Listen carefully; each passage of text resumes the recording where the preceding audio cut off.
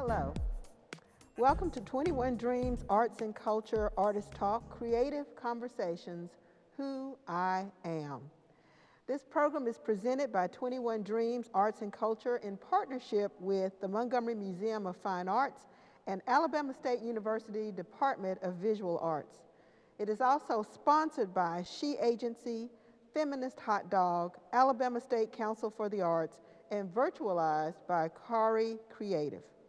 My name is Jacqueline Trimble, and I will be your moderator this afternoon. And the panel artists with us today are Sunny Paulk, Toni Toney, and Carole Carson. Who I Am was a vision of Sunny Paulk featuring a collective of women artists in celebration of National Women's History Month. Who I Am is about real people and their real stories, people who demand to be seen, and the daily challenges that presents. It's about reconciling with who the world assumes they are while still being strong enough to be their true self. It's about stepping back and listening to what is unspoken and often hidden from the rest of the world. It's about who they are. Welcome, welcome, welcome. Thank you. Thank you. It's so great to be with you this afternoon and talk about your amazing work. This exhibition is just beautiful, just astonishing. And I think we're going to start this afternoon by talking about that title, Who I Am, which seems to me to be very much an answer to a question. Who are you? And so I want to begin with that question. Who are you, Toni? I am, I'm a lot of things. I am an artist. I'm a creative. In addition to being a wife, a mother, a sister, daughter, educator, I am a person that draws creativity from everything around me. I'm everything that God created me to be. That's a great answer. That's a great answer. And can you talk a little bit about who you are specifically as an artist? Specifically as an artist, I think I'm an artist that came into my own later in life, actually acknowledging and owning that word artist, being a creative from childhood, not really understanding the responsibility behind an artist and having to grow into that title and just being real comfortable identifying as an artist, because with that title comes a lot of responsibility. It carries a lot. It carries a lot of expectations when you can own that title of being an artist. Once I acknowledge that that's truly where I am in life, like I'm an artist. You know, I'm a creative first because I love to create, but really owning that title as an artist, it took a while to do that. So as an artist, I'm comfortable using that word freely, you know, and I think a lot of, I'll say, creatives shy away from what comes along with identifying as an artist. Yeah, I think that's absolutely true. Let me ask that same question to Carole. Who are you, Carole? I think I'm going to probably echo a lot of the same things that Toni just said. First of all, I'm a child of God. I am a wife, mother, grandmother, and then I'm an artist. I think all of those titles kind of influence my work and influence how I operate and how I do my art and how I move in this world. And so, and like Toni, it took me a very long time to call myself an artist. Actually, someone else had to call me one, and he said, "You're an artist." And he said, "So start saying that you're an artist." And so now I wear it bravely. I wear it, and I introduce myself a lot of times as an artist. Very good. And Sunny, this exhibition was your brainchild. And so you have obviously been thinking a lot about this question, and you have answered it, who I am, but who are you? Tell us who you are. Well, I have to agree. It took a long time for me to be able to say that I was an artist, and the responsibility that comes with that. But I think that's why the older I get, the more I feel secure in who I am. So I wanted to paint a self-portrait, which I hadn't done in a long time, and sort of rethink about who I am now as opposed to when I was younger. But then I started exploring my friends, the people that inspire me, wondering who they are, as opposed to how the world sees them or perceives them, what conflicts with how they feel versus that. But it's interesting that you said the show was my brainchild, because it really wasn't. It never started off that way. It was self-exploration in the beginning, and then, like I said, branching out. But after bringing in all these other talented women, it brought me to another level of who I am. I'm part of an artist community, and part of an enormously talented bunch of women, that all share this passion and drive to create, because that's who they are. So I learned more about myself just from being a part of this project, which was really lovely, I think.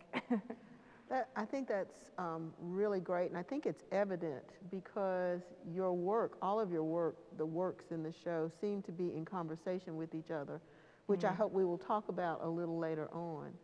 But I would like to introduce the audience now to who you are, according to your bios, because you are all very modest, very modest, and very indeed. Sunny Paulk is an award-winning artist and graphic designer born and raised in Montgomery, Alabama. She was a visual arts student at Baldwin Junior High, Carver Creative and Performing Arts Center, and Auburn University, Montgomery. Her outdoor murals in downtown Montgomery have been featured in the New York Times, CNN, NBC, Showtime, NPR.org, Essence, and numerous Alabama media outlets. Recent studio gallery work showings include Montgomery Museum of Fine Arts, City Hall, 21 Dreams Gallery at 540 Clay Street, and Cress on Dexter Avenue. Her clients include the YMCA, the City of Montgomery Public Art Commission, Montgomery Chamber of Commerce, Montgomery Rotary Club, Prevail Union Montgomery, NYC Gyro, Fraser United Methodist Church, Old Cloverdale Association, That's My Child, Flowers Elementary School, Mayor Stephen Reed, and the XQ Super School Project.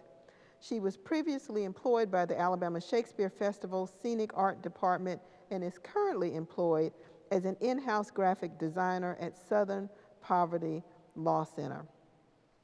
Toni Toney is a creative who defines her work as multifaceted.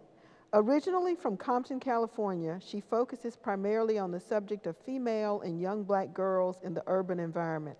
Her work has been seen at the Crest Building and at various locations throughout Selma and Montgomery.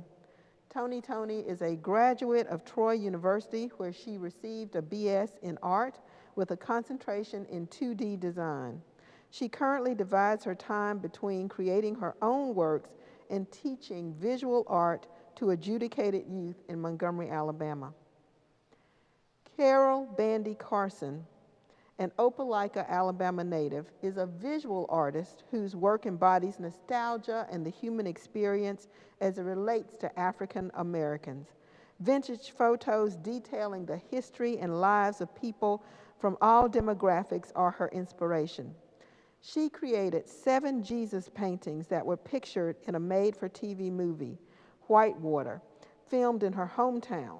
Her work can be seen in private and public collections, which includes Alabama State University, along with various television and media publications. I think that tells a little bit more about who you are, since you guys are, as most artists I find, particularly women artists, are very humble, and yet your talent in your work speaks for itself. So I just hope we will have a fruitful conversation this afternoon about your work. So I want to talk a little bit about, Sunny, your bringing together of these women artists. You sort of have said that this is not your brainchild, but that it sort of developed as you began to look at the work and you began to grow and understand more about yourself based on the work of these women. So, and part of the design of the show was to, in fact, bring women artists together and to the forefront. Can you talk a little bit more about what made you do that? Why you decided to do that? What inspired you? Absolutely.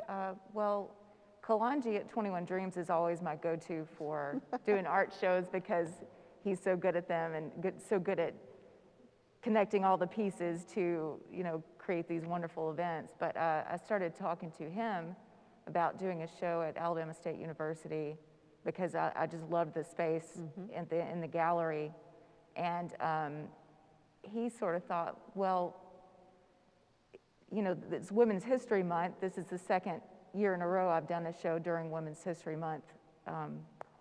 Last year it was all women paintings. This year it was, men and women. But he said, why don't we do a women's collective show? And that way, just have people send in pieces, and we'll jury it. And people started submitting pieces, and I'm a huge fan of Toni's and Carole's already. Oh, yeah. So I was thrilled that they submitted work. But we wanted it to be all portraits. So all these portraits started coming in. Some were self-portraits, some were not. But I felt like all of them that we selected really told powerful stories and made me want to know more about the pieces and the artists. So, but yeah, just I never usually come up with brilliant ideas on my own. It's usually working with other people. So it was really helpful to talk it through with Kalanji and be like, yeah, that would be a really amazing show. And it turned out to be even more amazing than I ever dreamed. It really is incredibly beautiful, cohesive. I mean, it's like, it's interesting to hear you say how things came together. But I think that there's a phenomenon in the art world where there's kind of a river of thought. And even though people don't talk about it, it kind of runs through what's happening where people get on the same wavelength. Absolutely. And so I think that's sort of what happened. Carole, talk about what inspired you to enter pieces or to put pieces in this show? I can't remember how I found out about it, but I think I saw it initially on the 21 Dreams Instagram. And I never submit work to anything. So I did it, and then I wanted to back out. And then I went through with it, and I'm very happy that I did, because I do really want to get more involved with the art scene, and there's not very much in this area, so I'm hoping that it will grow. And so I was been very excited and happy that I did do it. Yeah. We're happy too. Absolutely. Toni, same question. It's funny that you kind of tied all that in together. I had been painting on Sundays with Danielle Everly, and she kind of really pushed me to do a little bit more portraiture, and I love her loose style, and I was like, okay, let me meet with you, and we'll paint together, and you kind of feed off each other as artists do. And so that's how my portraits that I submitted came for the show. And she was like, Sunny's doing an all-female show with portraits. And I was like, word? Okay, this is gonna be perfect. She's like, yeah, you should submit the ones that you've been working on. And so that's how they entered it. But just the fact that females kind of pull each other up, and like Carole said, you have to be encouraged, you have to hear about it, you have to know about it. So the collective that we have, you know, through 21 kind of creates that situation, you know, whether it's word of mouth or you hear about something outside of Montgomery, you know, and that's how you end up submitting for the shows. I love the whole idea of the all-female show. I love the idea of the portraits. You know, it allows us to show our body of work. The portraits that I chose for the show are almost like the different personalities that we have. Oh, wow. You know what I mean? It's what you see on the outside, and it's kind of how you feel on the inside. That's a great way to think about it, because that all of you sort of said in your answer in one way or another, who I am is not one person. You all sort of listed different things that you are. So this idea that these portraits are different aspects of you, different parts of your personality, I think is just absolutely right. So I want to go back to some of the touchstones in your bio and to think a little bit about your journey to become an artist. What made you an artist? And I want to start this time with Carole.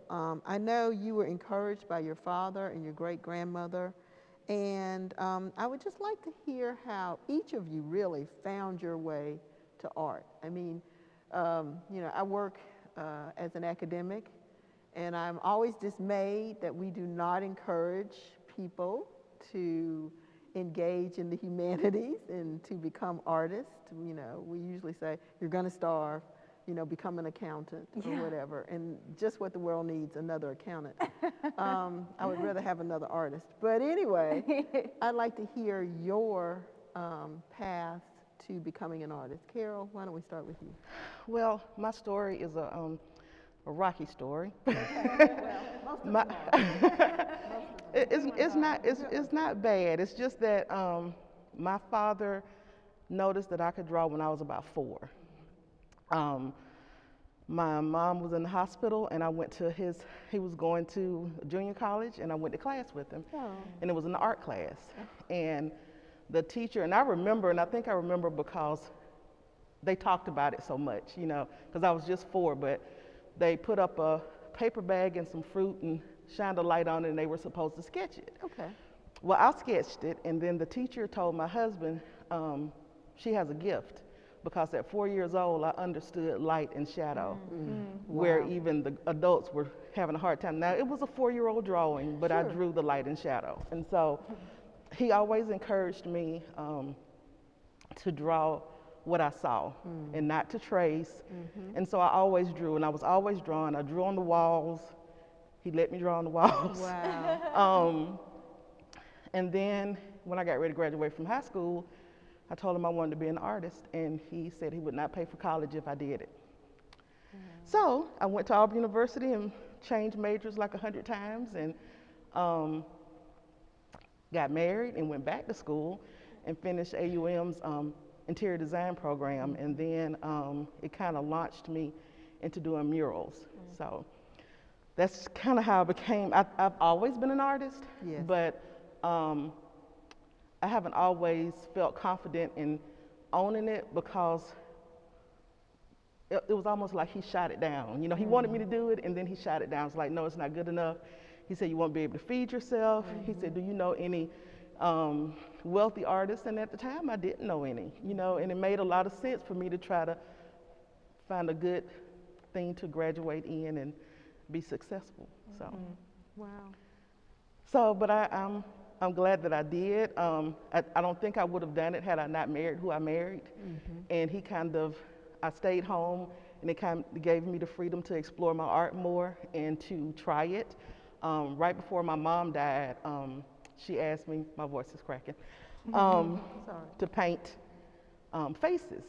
And so I said, well, I don't think I can do that, because I did a lot of flowers and stuff like that. And I did 2 very stylized portraits before she passed. And so now every time I complete one, I look up and I say, you were right. I can do Wow. this. That's a great story. Thank you. Sunny? It's interesting you said that your father said to pay attention to detail, because I was somebody that always picked up art materials from a very young age and was drawing, but it was when my father took out an encyclopedia, because I used to love drawing horses, but he showed me, you know, well, this is the muscle and this is the, you know, how the horse is formed Right. is underneath, you know, and so it really taught me to look at those details.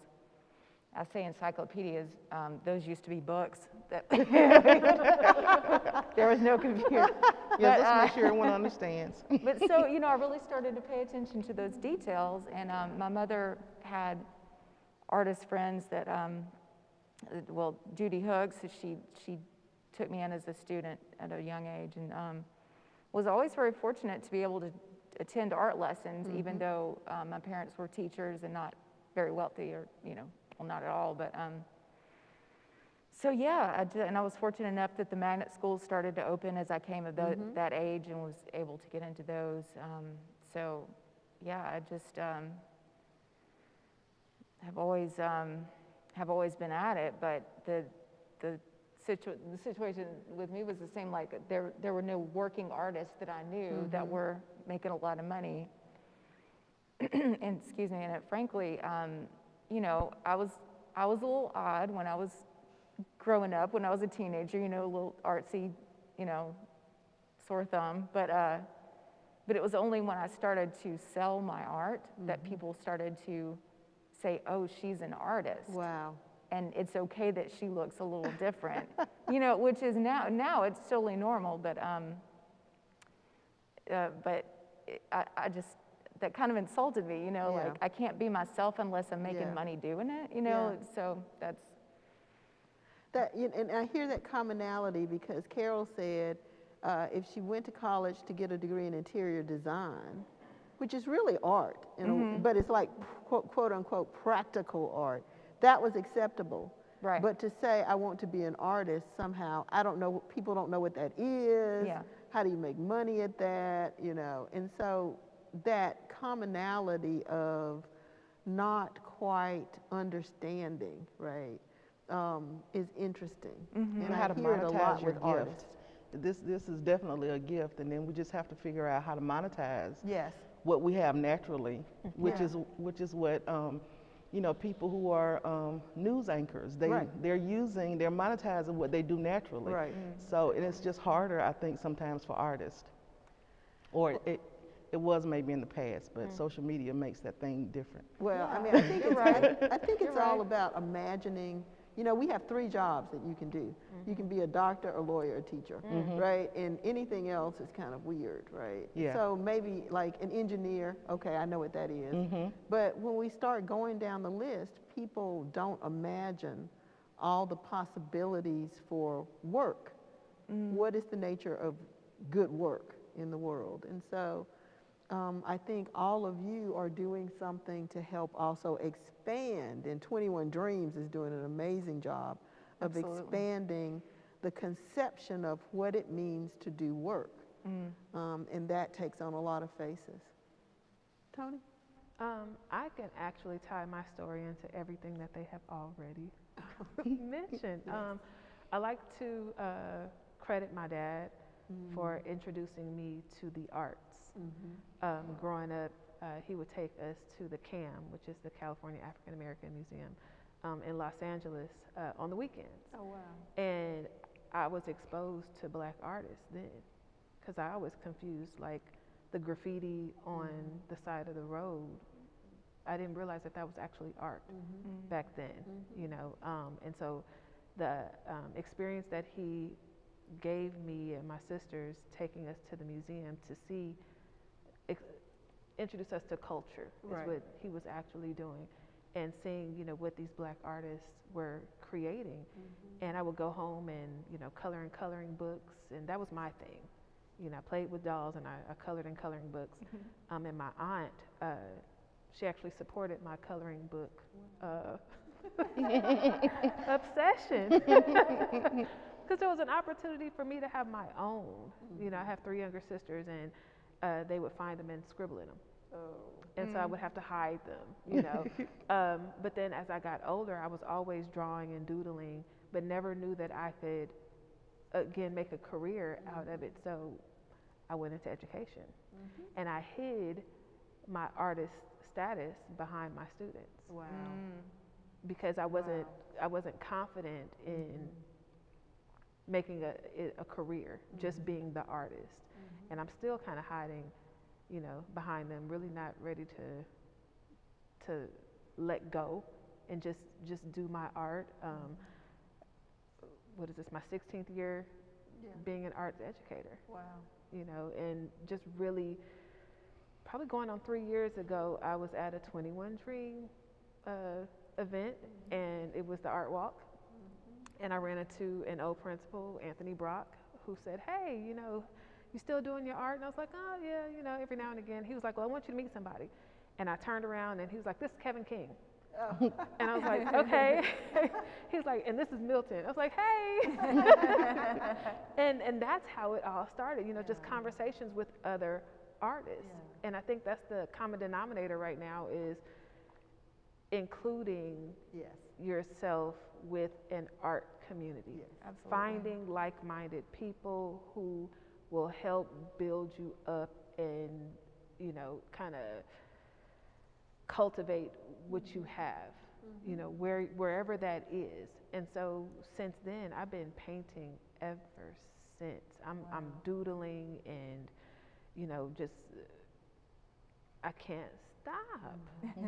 It's crazy. I'm at a light and I have a piece of mail or something I picked up, and I got a pencil, and I'm at the light, and I'm not on my phone. I'm not on my phone at the red light. Like I'm doodling because I have an idea in my head, and I have to get it out. So it's like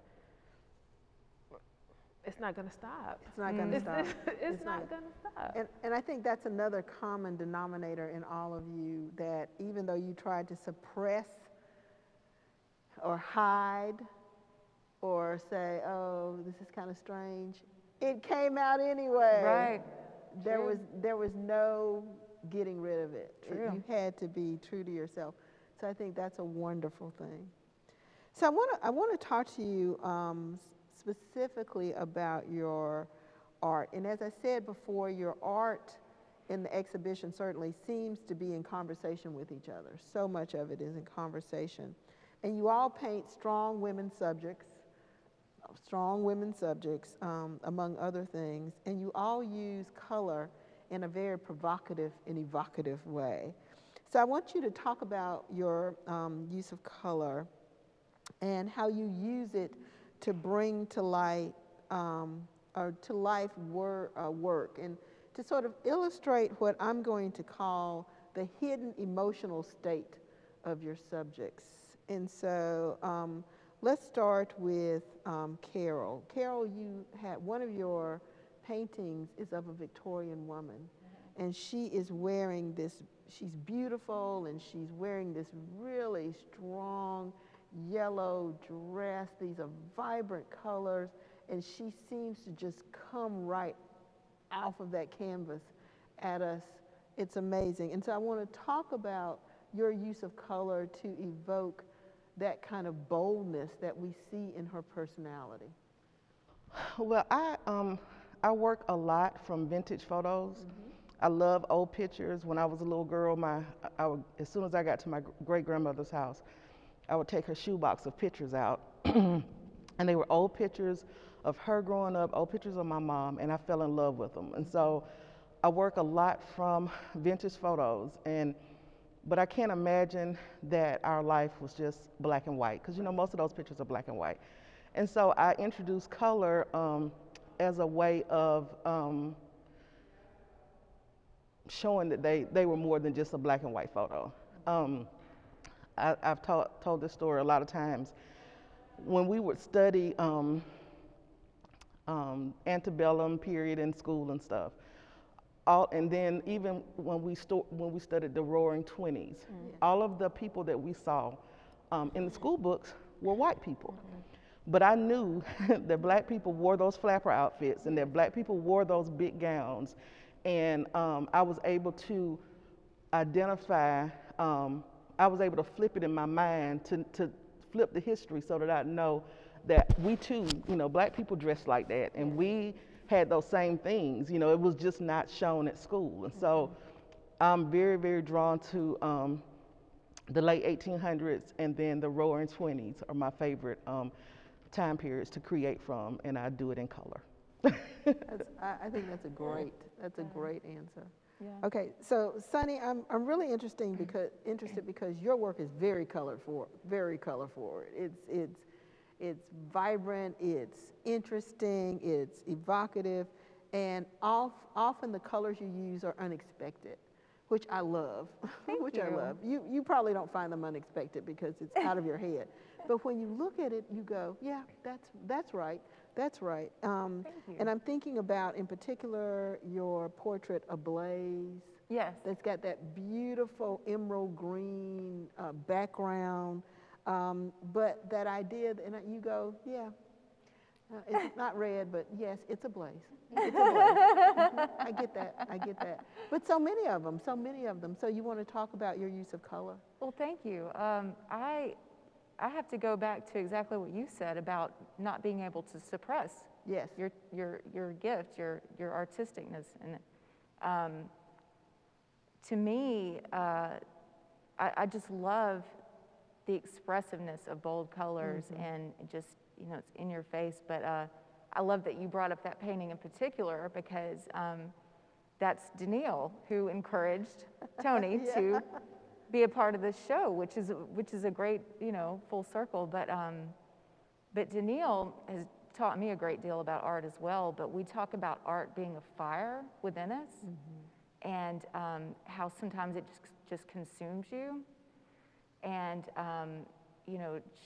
she's so bold and expressive herself that she often says she burns whatever she touches, but to sort of play on that art being a fire that consumes you, Ablaze was the title. It had to be. So,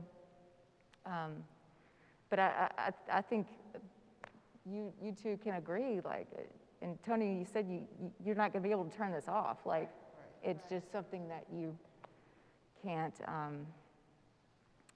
choose to have or not have. But I've always been attracted to bold colors, from being in junior high and high school studying art and all the different time periods. It was always postmodernism and expressionism that always drew me in. So, Toni, last word. Colors. Your colors are more muted, but they're still there, and there's still some real emotional intensity behind those colors. So talk to us about the colors. And I think I submitted 3 pieces for the show, and 2 of them, the colors were a bit muted, and that tied into the portrait themselves. I feel like a lot of times when we choose the colors that we wear, not just to create in our art, it ties into the personality of the figure. And in those, I wanted to focus more so on the expression than the color. So they are a little bit softer because the personality is a little bit softer. But then the third piece that I chose was very bold and had a red turtleneck on with red lips. And, for a lot of females, when you put that red on, that's the, you're trying to make a statement. And so I tie the use of color in with the personalities of the figures. And I think it shines through. I think it always shines through in all of your work. I want to thank you all for being with us this afternoon and talking about your art and talking particularly about Who I Am. And if you haven't seen it, you have an opportunity to see it virtually. It's amazing, wonderful. Don't miss it.